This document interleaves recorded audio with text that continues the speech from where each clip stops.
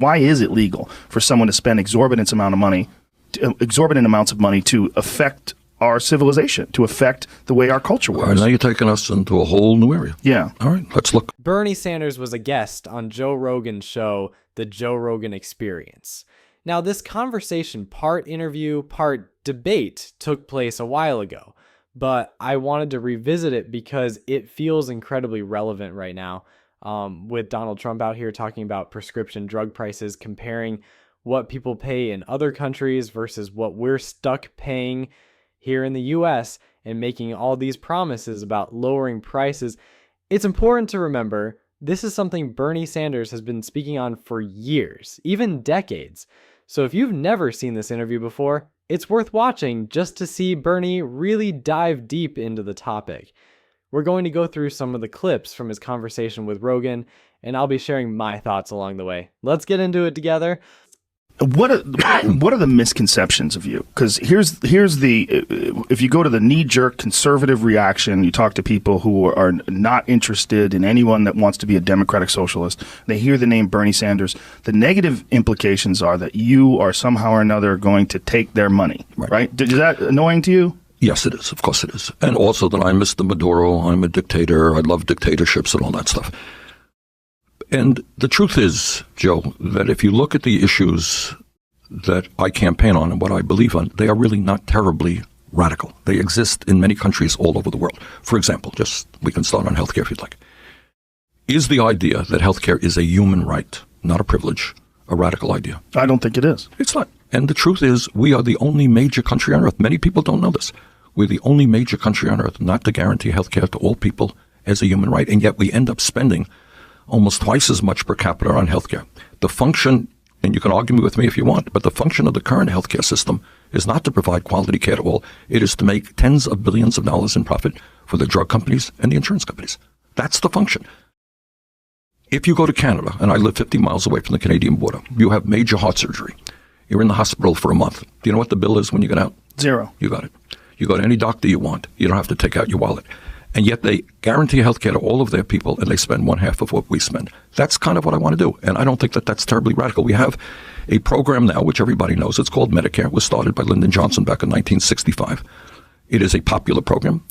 All that I want to do over a 4-year period is to expand it. Today, eligibility age is 65. I want to take it down to 55, 45, 35, everybody over a 4-year period. That's about it. And I want to expand benefits to include dental care, hearing aids, and eyeglasses as well. That's about it. Not too radical. That doesn't sound radical at all. Now, when you say that Canada spends less, obviously they have less people. You mean less per capita? Yes, half per capita. Exactly, per capita. And the quality of care is as good or better. Do they have problems? Yeah, they have problems. Everybody has problems. But overall, the healthcare experts will tell you the quality of care there is as good or better than it is in our country. So what's the hurdle? Okay, I'll tell you exactly what the hurdle is. The hurdle is exactly the same thing as in every other aspect of our lives. It's the power of money. All right, listen to this. Over the last 20 years, the drug companies alone have spent $4.5 billion in 20 years on lobbying and campaign contributions. That's what we're up against. The knowledge, and I mark my words, within a short period of time, you will see TV ads in California, all over this country, demonizing Bernie Sanders. He wants to do this terrible thing to you. He wants to do that. They have unbelievable amounts of money, and politicians are frightened of that power. I'll give you one example. Back in 2016, I got involved here in a little way with an effort on the part of the nurses to control the cost of prescription drugs in California. You may recall that effort. I do. It was a ballot item in one state here in California. Do you know how much the drug companies alone spent to defeat that effort? They spent $131 million on one ballot item in one state. All right. Last year, the top 10 drug companies made $69 billion. A week ago, I went to Canada with a number of Americans who are dealing with diabetes. We bought insulin in Windsor, Ontario for 1/10 the price, 10% of the price, same exact product being charged in America. So you got drug companies that are engaged in collusion and in price fixing who are incredibly greedy. And the result is many elderly people, many working people simply cannot afford the medicine they need. It's unbelievable. And the reason for all of that stuff is we are the only country in the world that does not negotiate with the drug companies. They can charge you any price they want. And that has to do with the fact that we don't have a national health care program. Medicare is not negotiating, etc. Now, I totally agree with what Bernie Sanders is saying here. If we could have actually gotten those plans he was talking about years ago, implemented, I mean, really put into place, that would have been huge. It would have helped a lot of people. And now you got Donald Trump talking about prescription drug prices too, about how other countries pay way less and we're paying more. It's his usual spiel, you know, they're ripping us off. We're subsidizing them, that kind of stuff. But here's the part that worries me. Instead of saying, hey, let's build a healthcare system like theirs, you know, socialized, subsidized, Medicare for all, like Bernie's talking about, Trump is saying, we're going to make their prices go up and ours are going to come down. I mean, I don't know. Does he even have the power to do that? I doubt it. But I do think he's going to try and strong arm these other countries into raising their prices somehow. Why? Because I really think all he cares about is helping the pharmaceutical companies. He doesn't care about regular people, about us. So if it were up to him, I honestly think he'd rather see the rest of the world paying what we pay instead of fighting to lower prices here. And when it comes to Bernie, people try to label him as a dictator or say he's too extreme. But look around, who's really cozying up to actual dictators these days? You tell me. Just look at how some of our leaders treat people like the guy running El Salvador right now. That's the real hypocrisy. It can really be implemented inside of 4 years.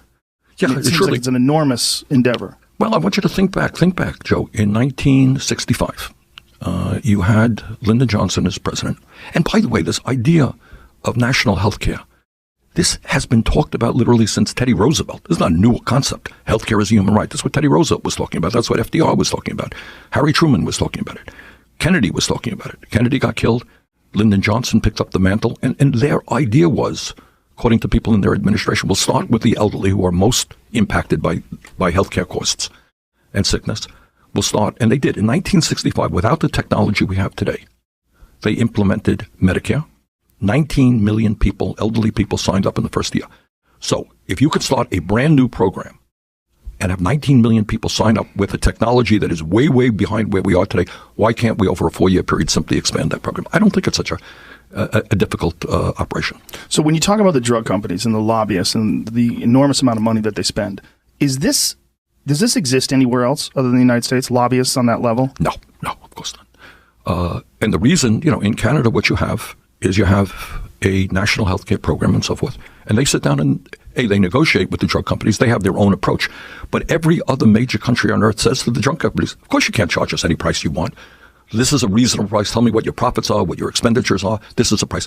For us, you can walk in, if you have an illness, you could walk into the pharmacy tomorrow and the price has been doubled. And you say to the pharmacist, what happened? He said, they just raised the prices. They could do it any day they want, any price they want.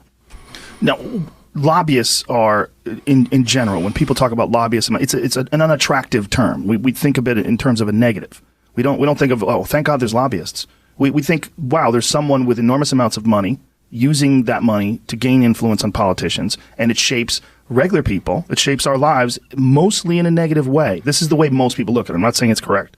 Why do we have that system in place? Like, why do we have lobbyists? Why is it legal for someone to spend exorbitant amounts of money to affect our civilization, to affect the way our culture works? All right, now you're taking us into a whole new area. Yeah. All right, let's look. All right, let me detour and I'll come back. Please do. All right.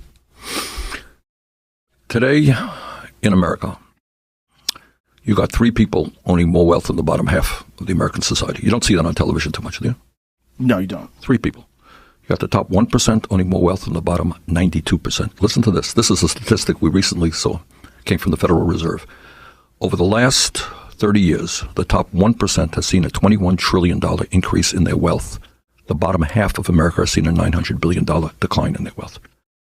So what you have in America today is a relatively small number of incredibly wealthy people. And I deal with these guys every day. People say, oh, we're talking about rich. You don't know what rich is, what multi-billion-dollar operations are. Incredible power over our society. And if you are the pharmaceutical industry, and last year 10 companies made $69 billion in profit, you're sitting around right now saying, all right, that's great. How do we do better next year? What strategy do we have? We're going to put a lot of ads on. We're going to work with other, during the CNN debate that I participated in recently, in the debate, right in the middle of the debate, the drug companies and the insurance companies had an ad telling how bad Medicare for all would be. So they're smart guys. And they use their power over politicians. They use their power over the media. They spend billions of dollars on advertising on media to make sure that they make as much as they can in profit. But it's not any different with Wall Street. It's not any different with the fossil fuel industry or the prison industrial complex. These guys have wealth, they have power, and they could care less about the needs of working people in this country. And that's the dynamic of American politics right now. And in our campaign, look, we're taking them all on. And I know it makes a lot of people uncomfortable. But we are taking on all of these entities and all of their wealth and all of their power. And that's what a political revolution is about. So the real problem seems to be that they have this strategy of unlimited growth. Not that they're not providing medication that people need to save their lives. I mean, it's obviously important to have pharmaceutical companies. Of course. Right. So there's good that they provide, but the business aspect of it is where the problem lies, right? Right. Look, they have great researchers, but if you check how they even spend their money, they will tell you this, all of their money on research and development. We're tackling cancer, we're tackling diabetes, Alzheimer's. The truth is, of course they are. But the bulk of their money is going off into what we call Me Too drugs. They make modest changes in a drug, which really doesn't improve people's well-being in order to make profits. So the answer is yes. We need, obviously, vigorous research and development. And by the way, your tax dollars, all of our tax dollars often goes to that research, and we don't get the benefit of it in terms of lower prices. So it's a business model issue. Exactly. It's a greed issue. You've got it. And how would one stop that? When you're dealing with the kind of influence that you're talking about with $69 billion in a year, I mean, the resources they have, how would you stop that? Well, that is kind of what we call the $64 question. Yeah. All right, and I'll tell you what I think. This is what I believe. If you think back on American history and you think about the real changes that have taken place in society, you think about the labor movement and working class people standing up and saying to their employers, we're not going to be treated like animals anymore. You can't hire and fire us. You can't work us, 15 hours a day. We deserve dignity. And you think about the growth of the labor movement, of millions of people beginning to stand together and fight. You think about the civil rights movement, And it wasn't just Dr. Martin Luther King Jr. It was, again, millions of African Americans and their white allies saying, we're going to end segregation and racism in this country. Think about the women's movement. 100 years ago, women in America didn't even have the right to vote. Think about the gay rights movement. Think about the environmental. The only way the change takes place is when ordinary people come together and stand up and fight and say that the status quo is not working. And that's what I believe, and that's what we're trying to do. So the message of our campaign is it's us, not me, because I can't do it alone. Let me be very honest with you. If I were elected president tomorrow, I can't do the things that I would like to do, that I'm campaigning on, unless millions of people were working with me to tell the corporate elite that they cannot get it all. And since this interview between Bernie Sanders and Joe Rogan happened a few years ago, things have only gotten worse. I honestly don't even think Bernie could have predicted that someone like Elon Musk, the richest guy in the world, would be this involved in politics and shaping public opinion and all the chaos around Dogecoin, program cuts, and the rest of it. I mean, I don't think even Bernie saw that coming, but that's part of why I wanted to revisit this interview, just to stop and think about what could have been. It's honestly kind of sad. We had a shot. Bernie could have been president, but the powers that be, they weren't going to let that happen. And honestly, even if he had won, I doubt he would have had the support to actually pull off any of those big changes. They would have blocked him every step of the way. Now, here we are, Trump in his second term, and seriously, what's happening that's actually helping regular people? Can you point to anything? We've got tariffs, budget cuts to science and education, and federal workers losing their jobs. Trump keeps saying he's going to lower prescription drug prices, and hey, if he really does that, if it's real and not just some catch-or gimmick, then great. But honestly, I'll believe it when I see it. And then there's Joe Rogan. Back when he had Bernie on, he was kind of supportive. You could tell he agreed with a lot of what Bernie was saying. But now he's clearly swung more toward Trump. Even though he's criticized Trump here and there, it's obvious his views have shifted. That's why I think it would be great if Bernie went back on the Joe Rogan Experience for another interview. Bernie would be saying the same stuff he's always said because that's who he is. But would Joe still agree with him the way he did back then? That's the big question. Anyway, let me know what you think. Do you agree with Bernie Sanders in this interview? Do you think Joe Rogan still does? Would you want to see Bernie on the show again? Maybe even pull Joe back toward that Bernie style thinking instead of the MAGA path he seems to be on now. Let me know in the comments, and if you're into this kind of discussion, don't forget to like the video and subscribe.